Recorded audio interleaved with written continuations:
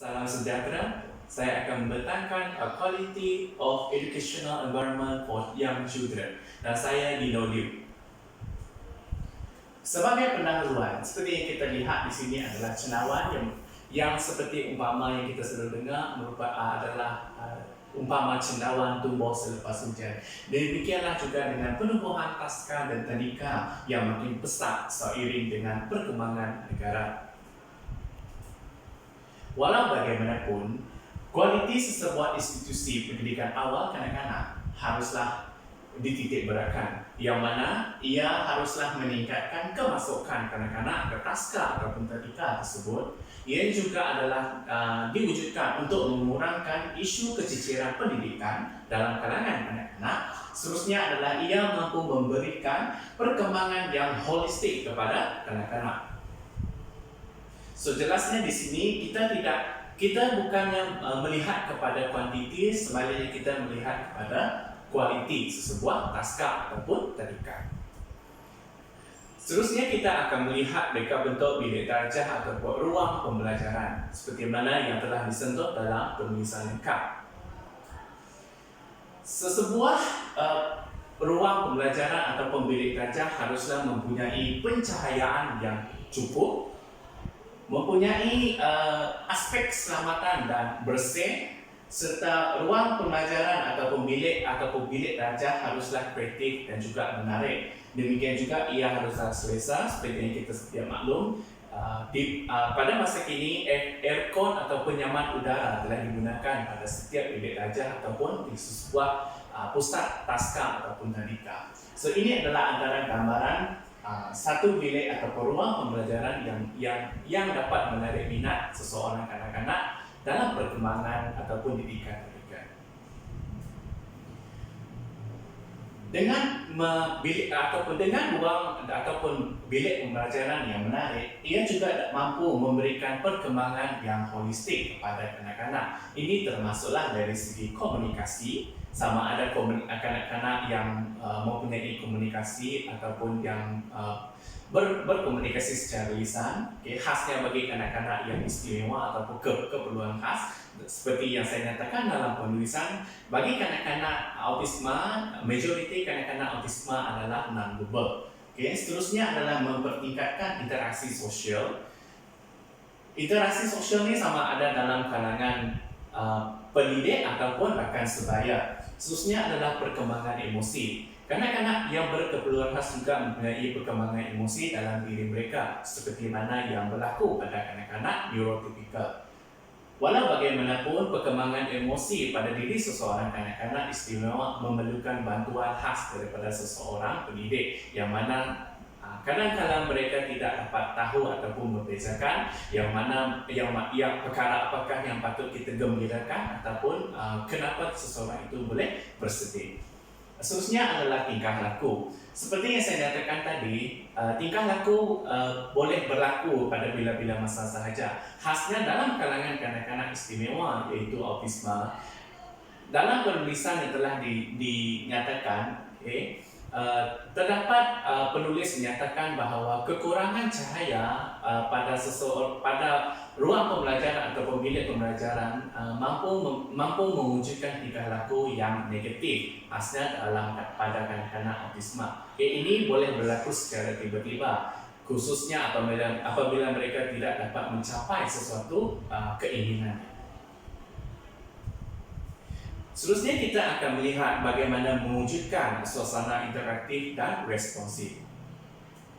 Di sini kita dapat lihat terdapat 5 aspek ataupun perkara yang perlu diberikan keutamaan. Yang pertama adalah melibatkan keselamatan dan kesihatan. Keselamatan merupakan isu yang utama bagi mana-mana pusat jagaan, khasnya dalam jagaan yang melibatkan kanak-kanak istimewa ataupun keperluan khas. Bagi kesihatan, di pusat kami ataupun tempat saya berkhidmat, kanak-kanak akan diambil suhunya dan juga badan mereka akan diperiksa oleh pendidik. Seterusnya adalah ruang pembelajaran yang selesa. Seperti yang saya nyatakan tadi, pencahayaan yang cukup, menarik dan juga mempunyai khas ataupun perabot yang khas bagi kanak-kanak tersebut. Seterusnya adalah penglibatan kanak-kanak, iaitu apabila kanak-kanak ada melukis ataupun menghasilkan seni craft, so mereka hasil tersebut kita akan pamerkan di setiap sudut.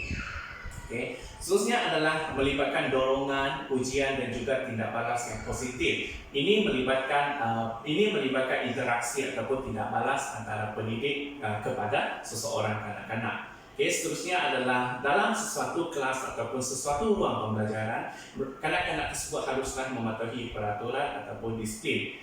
Dan kalau di pusat yang menawarkan intervensi kepada kanak-kanak keperluan khasnya bagi kanak-kanak autisme, mereka perlu tahu rutin harian mereka. Okay, sebagai contoh, apabila masuk ke dalam bilik darjah ataupun ruang pembelajaran, mereka perlu meletakkan beg di sudut yang telah ditetapkan.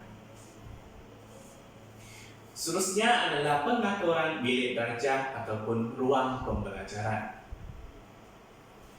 Seperti yang kita lihat di sini, gambar pertama iaitu melibatkan kerusi dan meja, iaitu susun atur kerusi dan meja ataupun kesesuaian tersebut haruslah melihat kepada seseorang kanak-kanak, khasnya apabila melihat kepada perkembangan fizikal mereka.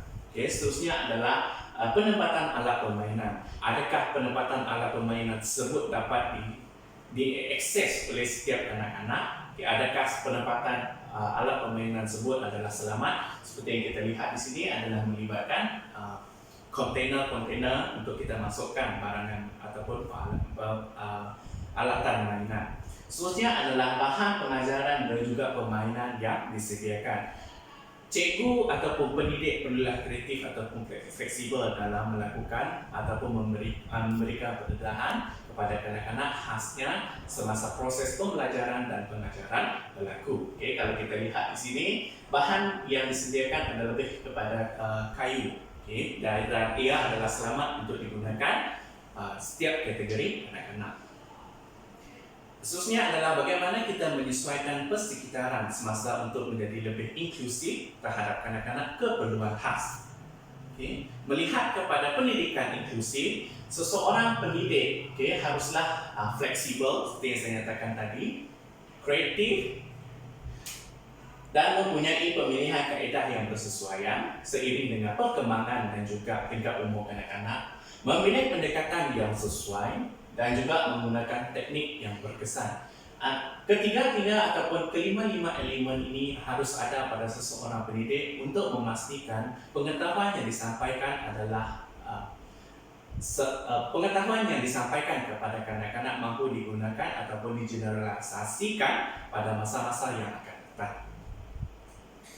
Seterusnya adalah manfaat daripada persekitaran inklusif. Dilihat di sini, persekitaran yang inklusif mampu memberikan manfaat kepada kanak-kanak keperluan khas sama ada secara langsung ataupun tidak langsung. Khasnya dari segi perkembangan kognitif, perkembangan sosial, perkembangan emosi, komunikasi dan juga tingkah laku. Dan ini adalah penting dan selalu kita tegaskan kepada ibu bapa yang punya kanak-kanak autisme ataupun kerana kanak-kanak ini masih memerlukan pembelajaran ataupun bimbingan daripada rakan sebaya yang lain. Dan dari segi komunikasi, emosi ataupun tingkah laku, kanak-kanak ini juga masih boleh belajar melalui peniruan model ataupun bimbingan khas daripada seseorang pendidik. Dan bagi kanak-kanak yang autisme juga, objektif utama kita adalah mengurangkan tingkah laku yang negatif dan meningkatkan tingkah laku yang positif. Sebagai kesimpulan, pewujudan persekitaran yang berkualiti kepada pendidikan awal kanak-kanak ditunjangi oleh beberapa faktor, dan pendidikan inklusif sememangnya perlu dikaji secara lebih menyeluruh, khasnya dari segi pelaksanaannya dalam kalangan pendidik. Dan pendidikan inklusif juga mampu memberikan manfaat yang holistik kepada perkembangan kanak-kanak keperluan khas sama ada dari segi kognitif, sosial, emosi, komunikasi, dan tingkah laku. Sekian, terima kasih.